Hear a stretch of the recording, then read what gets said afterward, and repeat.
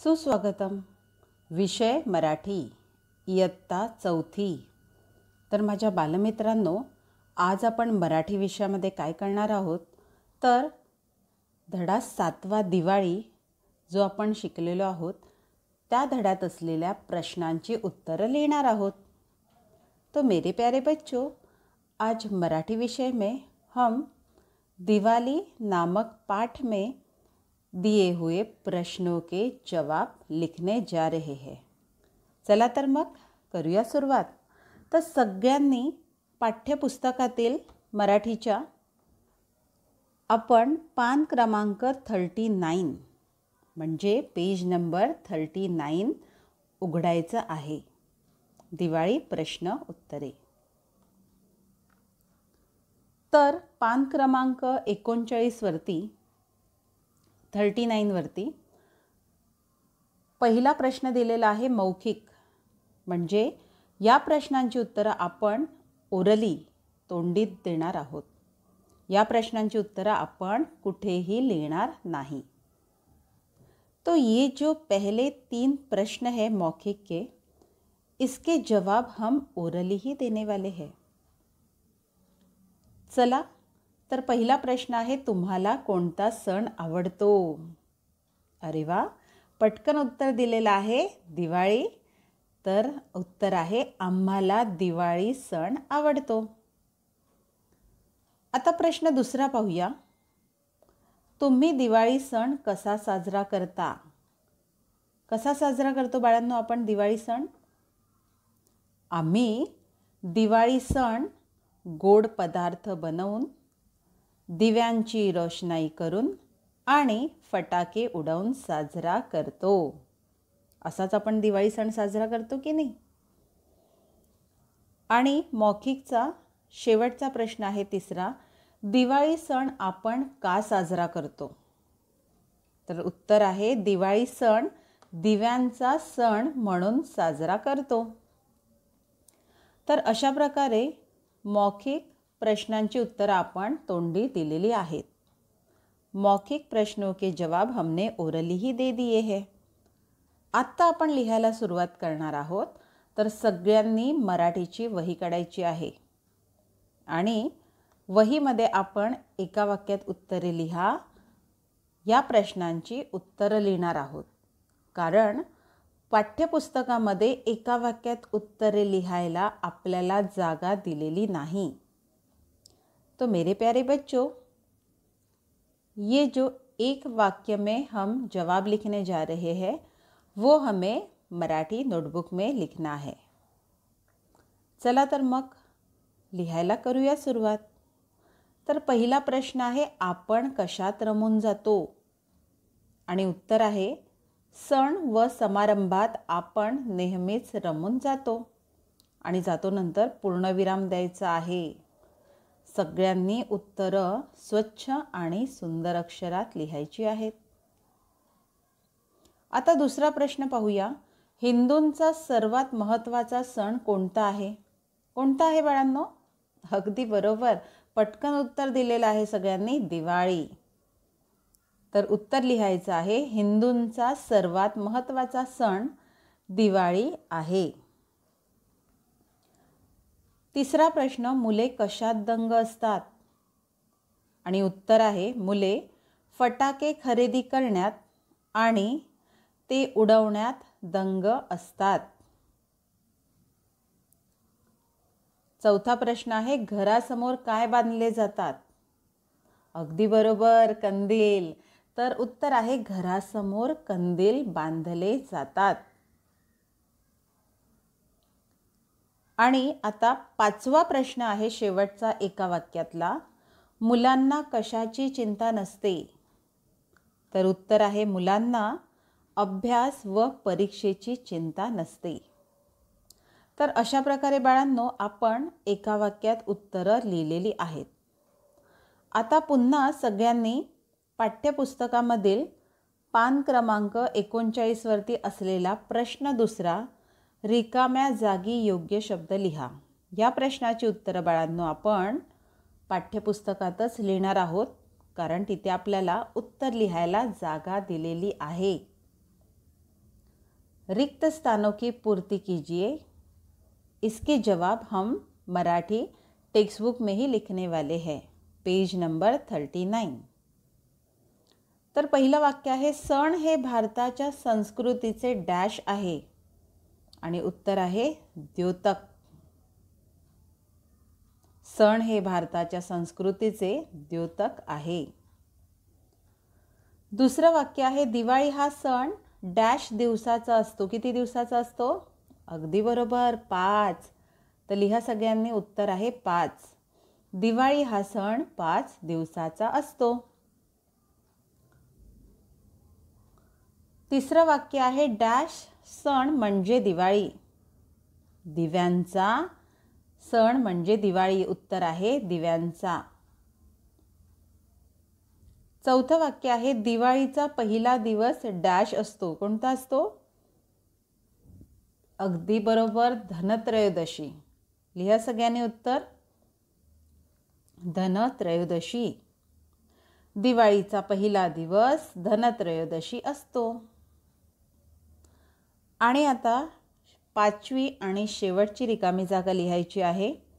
Dash बहीण भावाला ओवाळते। कधी ओवाळते बहीण भावाला? अगदी बरोबर उत्तर दिलेलं आहे, भाऊबीजेला। तर उत्तर लिहायचं आहे भाऊबीजेला। भाऊबीजेला बहीण भावाला ओवाळते। तर अशा प्रकारे आपण रिकाम्या जागी योग्य शब्द लिहा हा प्रश्न पूर्ण केलेला आहे। आता प्रश्न तिसरा, चूक की बरोबर ते लिहा, मतलब हमें लिखना है सही या गलत। या प्रश्नांची उत्तरं पण आपण लिहिणार आहोत पाठ्यपुस्तकातच, पान क्रमांक 39 वरती।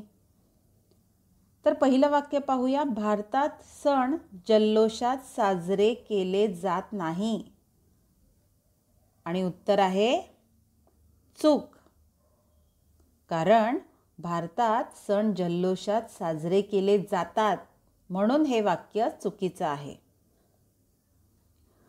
दुसरं वाक्य आहे, सण साजरे करताना उत्साहाचे वातावरण असते, आणि उत्तर आहे बरोबर।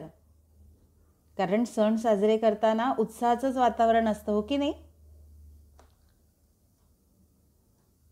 तिसरं वाक्य आहे, दिवाळी हा सण 10 दिवसांचा असतो, आणि उत्तर आहे चूक। कारण दिवाळी हा सण किती दिवसांचा असतो? 5 दिवसांचा असतो। चौथं वाक्य आहे, दिवाळीत लक्ष्मीची पूजा करतात, आणि उत्तर आहे बरोबर। दिवाळीमध्ये आपण करतो ना लक्ष्मीची पूजा, म्हणून हे वाक्य बरोबर आहे। आणि 5वं वाक्य आहे शेवटचं, दिवाळीत मुले फटाके उडवतात, आणि उत्तर आहे बरोबर। फटाके उडवतो ना आपण, लहान मुलं सगळी फटाके उडवतात ना। तर अशा प्रकारे आपण चूक की बरोबर लिहा या प्रश्नांची पण उत्तरं लिहिलेली आहेत। प्रश्न चौथा आहे, खालील प्रश्नांची थोडक्यात उत्तरे लिहा। तर बाळांनो, ह्या प्रश्नांची उत्तरं आपण मराठीच्या वहीत लिहिणार आहोत, कारण इथे आपल्याला उत्तरं लिहिण्यासाठी जागा दिलेली नाही।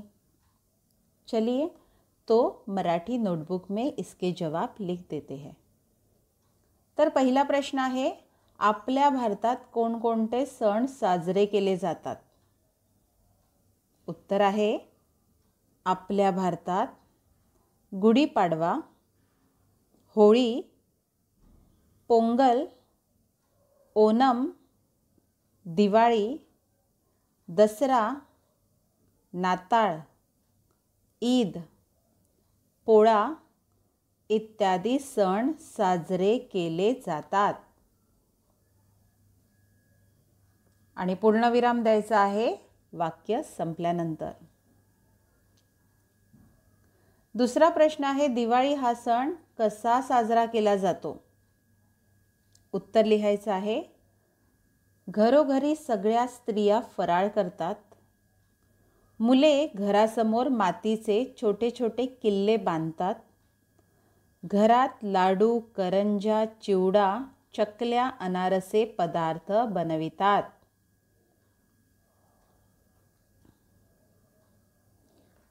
आणि तिसरा शेवटचा प्रश्न आहे, दिवाळी या सणाबद्दल कोणती कथा प्रचलित आहे? उत्तर लिहायचं आहे, प्रभू श्रीरामाने रावणास मारून सीतेला सोडवले म्हणून ही कथा दिवाळी या सणाबद्दल प्रचलित आहे. तर बाळांनो, अशा प्रकारे आपण प्रश्न 4 थोडक्यात उत्तरे लिहा पूर्ण केलेला आहे.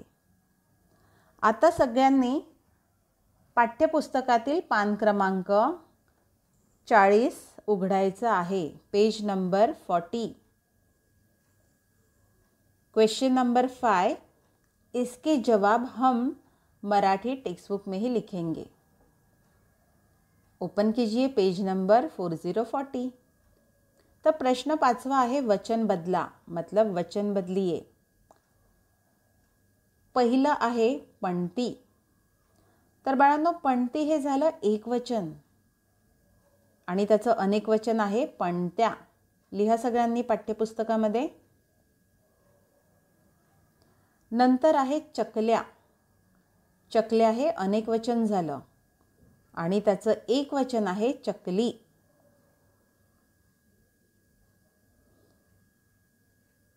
पुढचा शब्द आहे रांगोळी. रांगोळी हे एक वचन झालं आणि त्याचं अनेक वचन येणार रांगोळ्या. चौथा शब्द आहे दागिना. हे एक वचन आहे आणि त्याचं अनेक वचन होणार दागिने.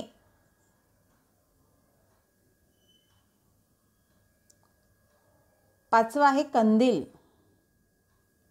हे एक वचन आहे आणि कंदीलचं अनेक वचन होणार कंदील, कारण एक असला तरी आपण कंदील म्हणतो आणि एकपेक्षा जास्त कंदील असले तरी आपण कंदील असंच म्हणतो. सहावं आहे अनारसा.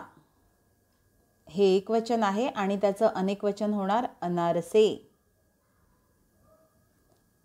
सातवा शब्द आहे दिवा. एक वचन आहे दिवा, त्याचं अनेक वचन होणार दिवे. आणि आठवा शब्द आहे करंजी.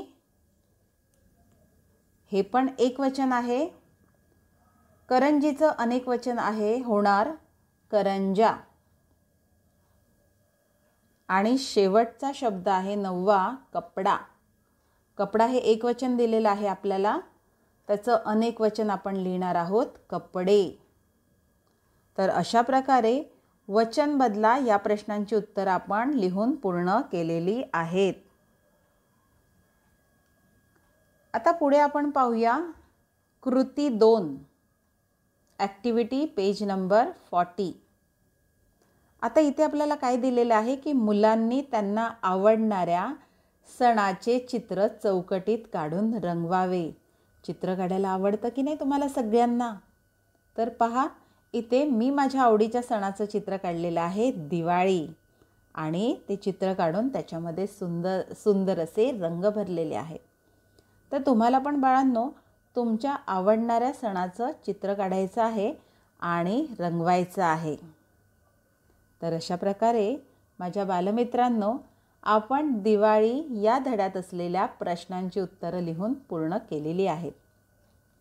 तर आपण पुन्हा भेटूया आपल्या मराठीच्या पुढच्या सेशनमध्ये. तोपर्यंत धन्यवाद.